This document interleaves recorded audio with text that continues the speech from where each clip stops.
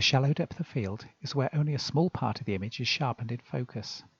One way of achieving this is by having a wide open aperture. As you can see on this lens, a narrow aperture will give you a greater depth of field with much more of the shot appearing sharp.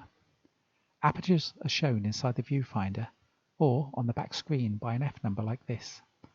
As the F number gets higher, the aperture gets smaller. On the lens attached to this camera, f2.8 is wide open and f22 is small.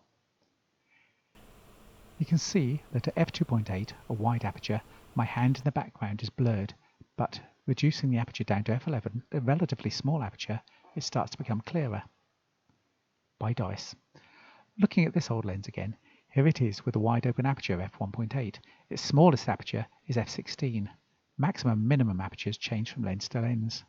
With these shots, I wanted lots of depth in the image, so I used a smaller aperture. Opening the aperture wide to f1.8 gives me a shallow depth of field. That shallow depth of field is ideal when you want to isolate a subject from the background to make it stand out. There are other ways to change depth of field too, and changing the aperture will affect more than just depth of field. Please subscribe to my channel as I'll be posting more about that soon.